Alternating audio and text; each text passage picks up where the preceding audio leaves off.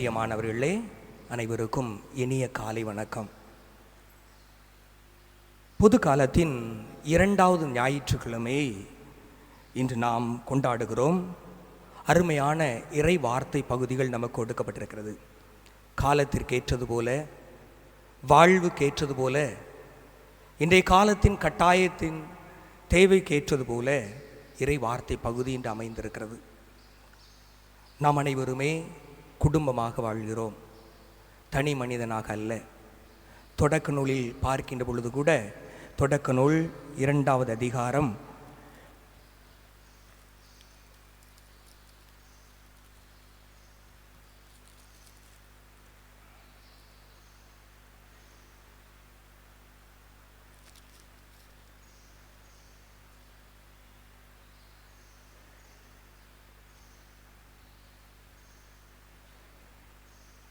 இதில் சொல்லப்படுகிறது,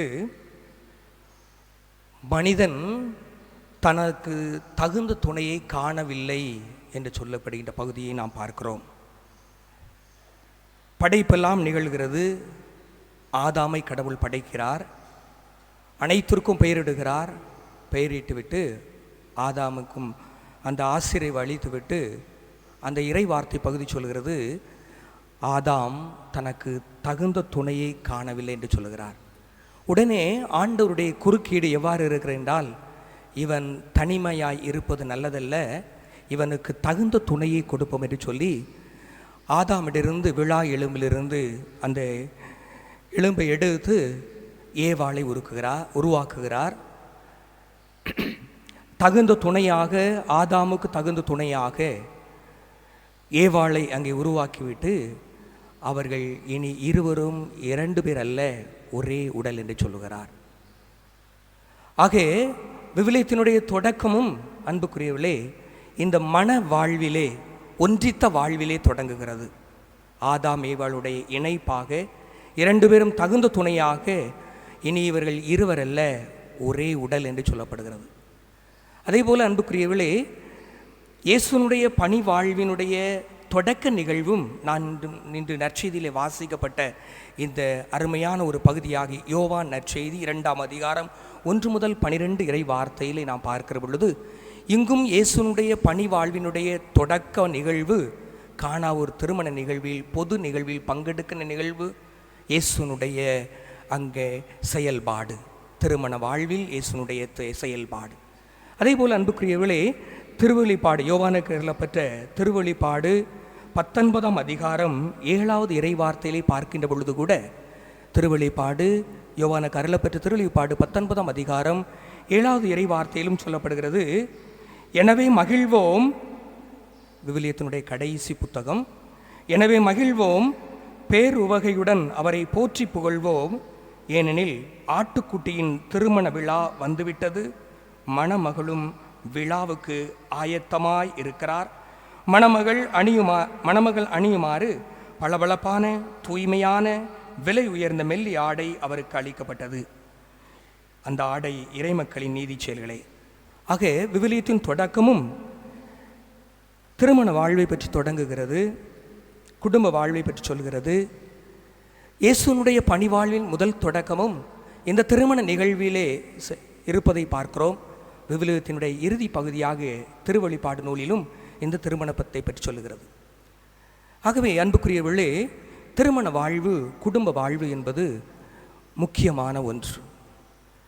இந்த நற்செய்தி வாசகத்தை நாம் திருப்பி பார்க்கின்ற பொழுது, திருமண வாழ்விற்கு, திருமணத்திற்கு, காணா ஒரு திருமணத்திற்காக அழைக்கப்பட்டவர்கள் இயேசுவும் அவருடைய தாயும் அவருடைய சீடர்களும். ஆகவே இந்த திருமண விழாவுக்கு இயேசு, மரியாள், சீடர்கள் அழைக்கப்பட்டிருக்கிறார்கள். இந்த திருமண வாழ்வினுடைய பங்கேற்பு இவருடைய அற்புதமான வருகையினால் நிறைவு பெறுவதை பார்க்கிறோம். இயேசுவினுடைய பங்கேற்பு, மரியாளுடைய பங்கேற்பு, சீடர்களுடைய பங்கேற்பினால் இந்த காணா ஒரு திருமண நிகழ்வு நிறைவு பெறுகிறது. கிறிஸ்துவில் பிரியமானவர்களே, இன்றைய நற்செய்தி வாசகமும் நமக்கு கொடுக்கப்படுகின்ற அழைப்பு நம்முடைய வாழ்விலும், நம்முடைய குடும்ப வாழ்விலும், திருமண வாழ்விலும் இயேசுவும் மரியாவும் அழைக்கப்பட வேண்டும் என்பது. இயேசுவும் மரியாவும் திருமண வாழ்விலே அழைக்கப்படவில்லை என்றால் அது நிறைவாக இருக்காது. இயேசுவும் மரியாளும் பங்கேற்கின்றதன் வழியாக அந்த திருமண வாழ்வு முழுமையடைகிறது. அந்த வாழ்வு மகிழ்ச்சியும் மாட்சியுமையும் தொடர்ந்து சென்று கொண்டிருக்கிறது. கிறிஸ்துவில் பிரியமானவர்களே, குடும்ப வாழ்வு என்பது எளிமையான ஒன்று அல்ல என்பது நம்ம எல்லோருக்குமே தெரியும். கடினமான ஒன்று. காலத்தினுடைய சூழ்நிலைகளில் பார்க்கின்ற பொழுது காலத்தினுடைய பல்வேறு வித மாற்றங்களினால் மனித மனங்கள் பல்வேறு வகையான சூழல்களால் மாற்றி அமைக்கப்பட்டு விட்டது. நல்லதாக இனிமையாக ஆரம்பிக்கப்படுகின்ற திருமண வாழ்வுகள் பற்றாக்குறையோடு இன்னும் அல்லாடி கொண்டிருப்பதை பார்க்கிறோம். இனிமையான திருமண நிகழ்வு, இந்த மகிழ்ச்சி தொடர்ந்து நீடிக்க வேண்டும் என்று நினைத்த அந்த மகிழ்ச்சி அல்லாடி கொண்டிருப்பதை பார்க்கிறோம். பற்றாக்குறையினால் பரிதவித்து கொண்டிருக்கிறதை பார்க்கிறோம். காரணம் என்ன? இந்த ஆண்டவருடைய இயேசுவும் மரியாளும் நம்முடைய குடும்பங்களில் நிறைவாக பங்கெடுக்காத ஒரு சூழ்நிலை. கிறிஸ்துவில் பிரியமானவர்களே, இந்த குடும்ப வாழ்வு தொடக்க நிலையிலிருந்து பார்க்கிற பொழுது ஆதாம் ஏவாள் வாழ்விலிருந்து நாம் பார்க்கப்படுகின்றது பொழுது கூட அந்த திருமண வாழ்விலே அன்புக்குரியவர்களே, அந்த விவிலியத்தினுடைய தொடக்க நிகழ்வுகள் இந்த திருமண வாழ்வில் ஆதாமும் ஏவாளும் இணைக்கப்பட்ட பிறகு அந்த குடும்ப வாழ்விலே எது முக்கியம் என்று சொல்லப்படுகின்ற பொழுது, கடவுள் ஆதாமையும் ஏவாளையும் படைத்த பின் அவர்கள் ஆண்டு நடத்தவும் சுதந்திரமாக செயல்படவும் அனுமதிக்கிறார். ஆகவே இன்று நம்ம ஊருடைய குடும்ப வாழ்க்கையிலும் திருமணம் என்ற அருள் சாதனத்திலே தொடங்கப்படுகின்ற அந்த நிகழ்வு நம் கைகளிலே கொடுக்கப்படுகிறது. சுதந்திரமாக செயல்பட கொடுக்கப்படுகின்றது. சுதந்திரமாக கொடுக்கப்படுகின்ற இந்த குடும்ப வாழ்க்கையில் ஆண்டவர் என்ன சொல்லுகிறார்? இது தொடர்ந்து நிலை பெற அருமையான முதல் தொடக்க நூலிலே பார்க்கிறோம். இந்த சுதந்திரம் கொடுக்கப்படுகின்ற இந்த இடத்திலே வாழ்க்கையில் பொறுப்பு மிக அவசியம் என்பதை சுட்டி காட்டுவதற்காக என்ன சொல்லப்படுகிறது என்றால், 2 வகையான உருவகங்கள் சொல்லப்படுகிறது. நல்ல கனிதரும் மரமும் தீய கனிதரும் மரமும் சொல்லப்படுகிறது. அது எதை குறித்து காட்டுகிறது? இந்த உலகத்திலே வாழுகின்ற வாழ்க்கையிலே நன்மையும் தீமையும் இருக்கும். இந்த நன்மையும் தீமையும் நாம் கடந்து செல்ல வேண்டும். இது யாருமே தவிர்க்க முடியாது. குடும்ப வாழ்விலும் பலவிதமான நல்ல காரியங்கள் பல வகையில் நடைபெறும், கஷ்டமான சூழ்நிலைகளும் நடைபெறும். ஆகவே வாழ்க்கை என்பது ஏற்றமும் இரக்கமும் நிறைந்த ஒன்றாகவே இருக்கிறது. ஒருவேளை ஒரு காலத்தில் மகிழ்ச்சியாக வாழ்வோம், இன்னொரு காலத்தில் சில துன்பங்களையும் துயரங்களையும் குடும்ப வாழ்க்கையிலே அனுபவிக்கவும் உண்டு. ஆகவே இப்படிப்பட்ட ஒரு சூழ்நிலைதான் முதல் தொடக்கநிலையே சொல்லப்படுகிறது. வாழ்க்கை என்பது நன்மையும் தீமையும் நிறைந்த ஒன்றாக இருக்கிறது. ஆனால் இந்த நன்மையும் தீமையும் நிறைந்த இந்த குடும்ப வாழ்க்கையில் இயேசு கொடுக்கின்ற கட்டளை, நீ இந்த மரத்தினுடைய கனியை உண்ண வேண்டாம், அது தீமையான மரத்தினுடைய கனியை உண்ண வேண்டாம், இந்த மரத்தினுடைய கனியை மட்டும் உண்டு என்று சொல்லுகிறார்.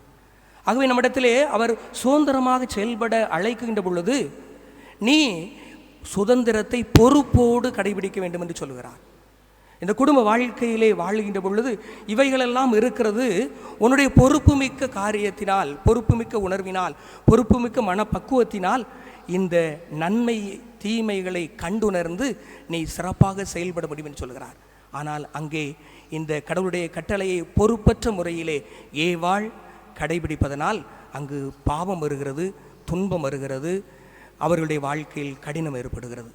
கிறிஸ்துவில் பிரியமானவர்களே, இன்று நம்முடைய குடும்ப வாழ்க்கையும் இந்த ஒரு நிலையை நாம் யோசித்து பார்க்க அழைக்கப்படுகிறோம். இயேசுனுடைய பிரசன்னம் நிறைவாக இருக்கிற பொழுது மாற்றி நிறைந்த அந்த குடும்பமாக இந்த குடும்பம் மாறுகிறது என்று நற்செய்தி சொல்கிறது. இந்த குடும்ப வாழ்க்கையிலே எப்பொழுது பொறுப்பற்ற தன்மைகளோடு ஒரு கணவனும் மனைவியும் பிள்ளையும் தன்னுடைய குடும்ப வாழ்க்கையில் இருக்கிறார்களோ அப்பொழுது அங்கே வீழ்ச்சி ஏற்படுகிறது. சுதந்திரமாக செயல்பட, முடிவுகள் எடுக்க, குடும்பத்தை சிறப்பாக கொண்டு சொல்வதற்கு சுதந்திரமாக ஆண்டவர் நம்ம ஒருவரிடத்தில் பொறுப்புகளை கொடுத்திருக்கிறார்.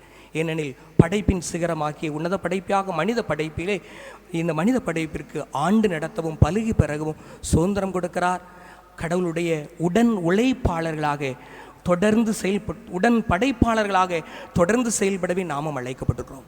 நமக்கு கொடுக்கப்பட்டிருக்கிற இந்த திருமண வாழ்வினுடைய சுதந்திரத்தை எந்த அளவுக்கு பொறுப்போடு நாம் ஏற்றிருக்கிறோம்?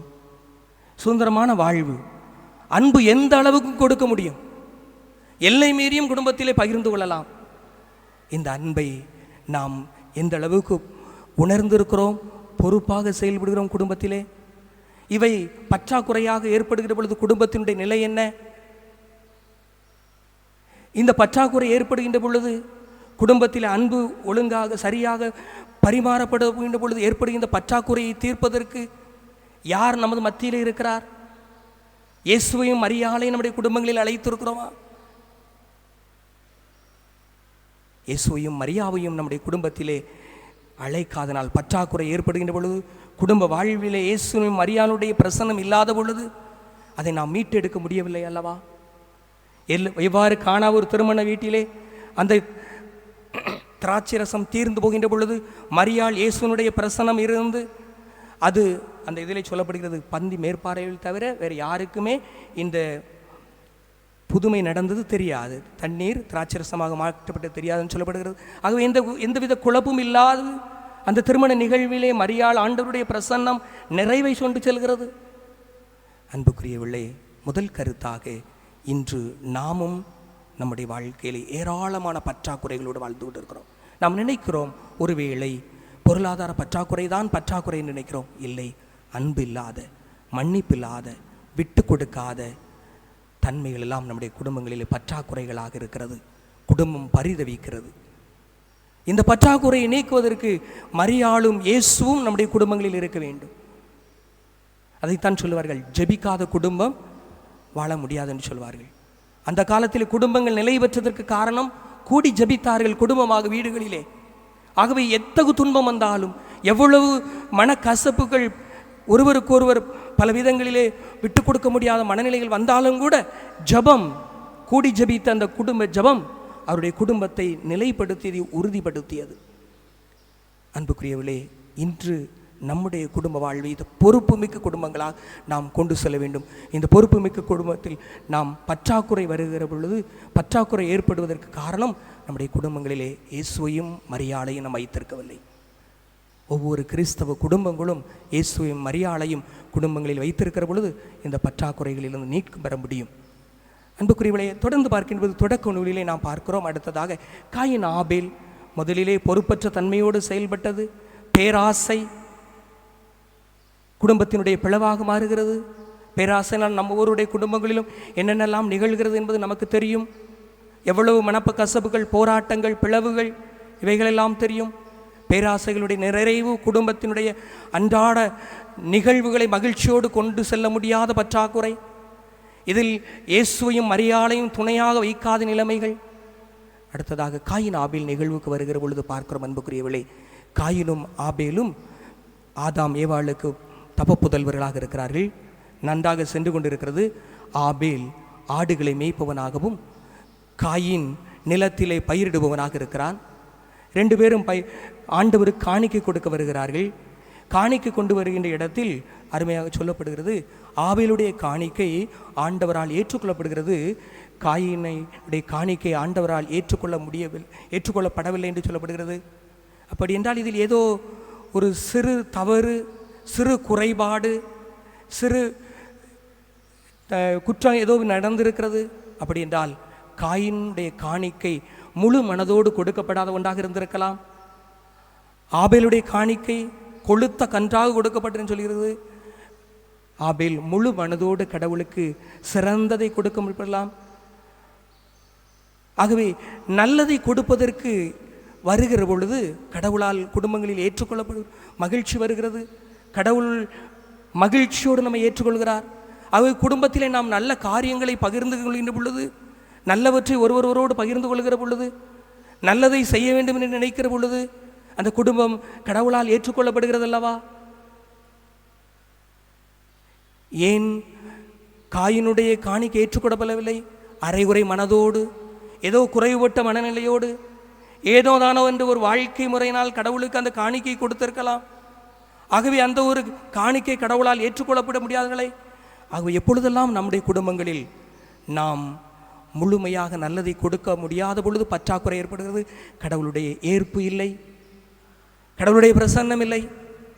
நாம் நல்லதை குடும்பங்களிலே கொடுக்க வேண்டும் என்ற நிலை இல்லாத பொழுது அந்த குடும்பம் பற்றாக்குறை ஏற்படுகிறது. இயேசுவும் மரியாளும் அங்கே இல்லை. என்ன ஆகிறது? அடுத்ததாக காயினுடைய எண்ணங்களிலே பொறாமை ஏற்படுகிறது. என்னுடைய காணிக்கை கடவுள் ஏற்றுக்கொள்ளவில்லை, ஆபேலுடைய காணிக்கை அவர் ஏற்றுக்கொண்டிருக்கிறார். அந்த உணர்வு பொறாமையாகிறது. பொறாமையினுடைய விளைவு என்ன ஆகிறது? தன்னுடைய சகோதரனையே கொள்ளுகின்ற அளவுக்கு சொல்கிறது. தீமை புகுந்து விடுகிறது. ஆகவே குடும்பங்களிலே பொறாமை வருகின்ற பொழுது இந்த இறுதி விளைவாக அன்புக்குரியவளை நல்லது பரிமாறப்படாத பொழுது உயிர் இழப்பு, குடும்பங்களிலே நல்லது தராத பொழுது, நல்லவற்றிற்காக முன்வராத பொழுது அங்கே சண்டை சச்சரவுகள், குடும்பங்களுடைய பிளவுகள், இதுதானே யதார்த்தம். ஆக இந்த இடத்திலே காயினை போல பல நேரங்களில் நம்முடைய வாழ்க்கையும் அமைந்து விட்டிருக்கிறது. கடவுளையும் இயேசுவையும் மரியாளையும் நம்முடைய இல்லங்களிலே வைக்குவதற்கு நாம் தவறிவிடுகிறோம். இன்னொரு புதிய பற்றாக்குறை அந்த குடும்பத்திலே புகுத்து விடுகிறோம். குடும்பத்தில் மகிழ்ச்சி இல்லை அல்லவா?